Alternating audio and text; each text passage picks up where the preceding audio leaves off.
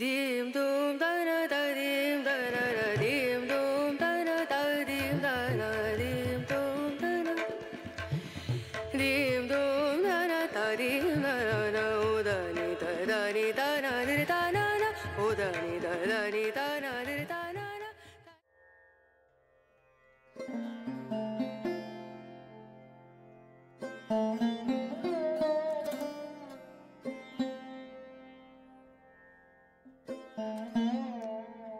দুবলহাটি জমিদার বাড়ি ইতিহাসের এক প্রচ্ছন্ন ধোঁয়াশা।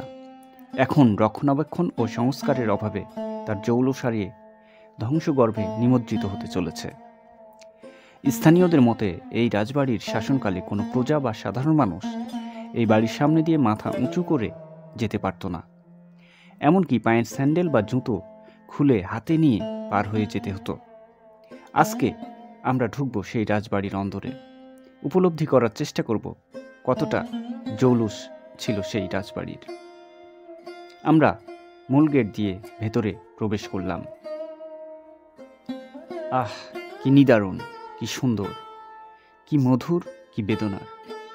এখানে আসলে আপনার মনে হবে একসময় এই দেয়ালগুলো কত রঙিন আর প্রাণবন্ত ছিল, কত স্বপ্ন দেয়ালগুলোতে পাখা মেলে ভেসে বেড়াতো। এখন হয়তো ভেসে বেড়ায় না, এই দেয়ালগুলোতেই হয়তো স্বপ্নগুলো তাদের গোরস্থান গড়ে তুলেছে।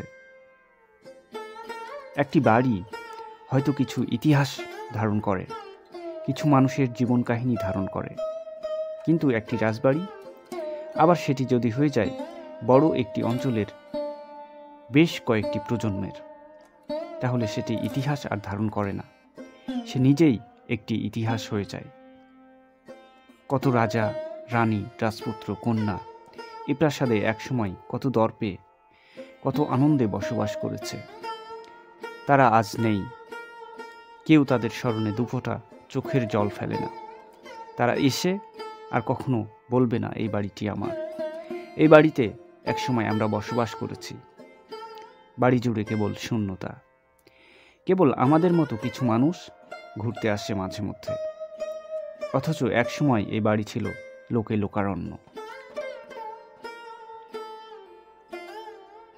প্রায় 5 একর জমির ওপর প্রতিষ্ঠিত রাজবাড়িটির স্থাপত্য শৈলী এখনও মুগ্ধতা ছড়ায়।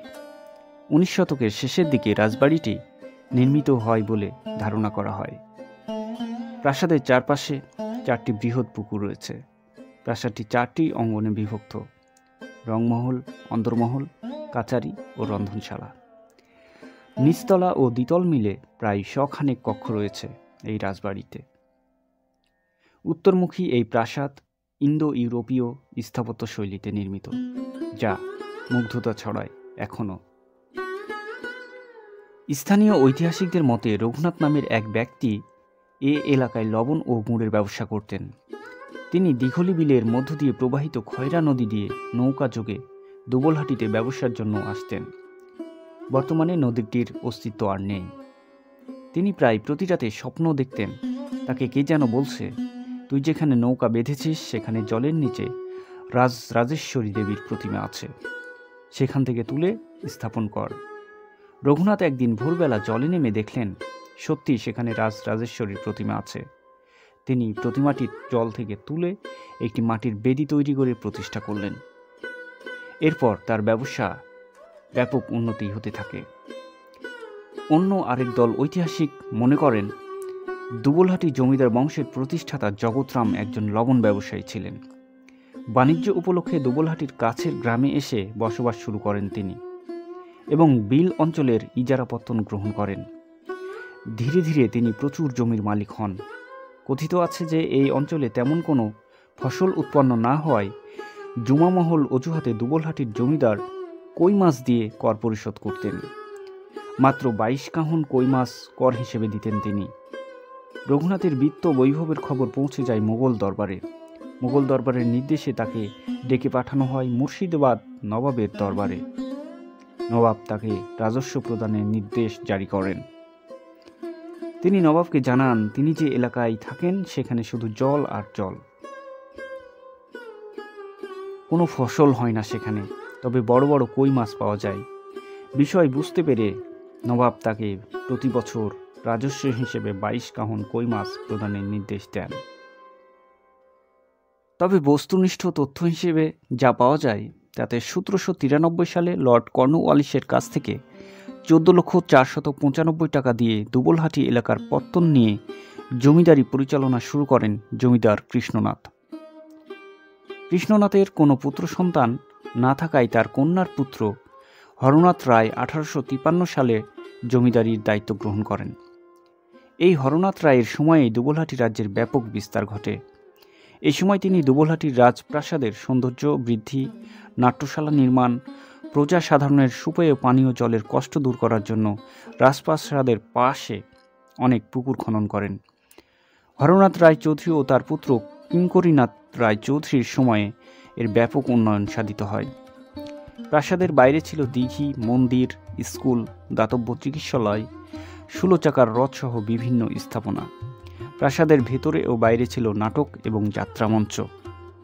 দুবলহাটির জমিদারদের মধ্যে হরনাথ রায় চৌধুরী তার বিভিন্ন জনহিতকর কাজের জন্য বিখ্যাত হয়ে আছেন।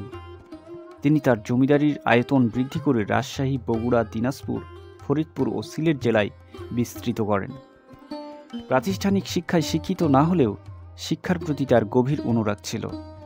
ফলে শিক্ষা বিস্তার ও উন্নয়নের জন্য তিনি প্রচুর অর্থ ব্যয় করেছেন।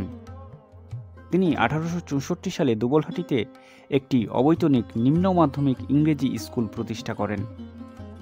1873 সালে তদানীন্তন রাজশাহী জেলা স্কুলকে রাজশাহী কলেজে উন্নীত করার জন্য বার্ষিক 5,000 টাকা আয়ের সম্পত্তি দান করেন তিনি।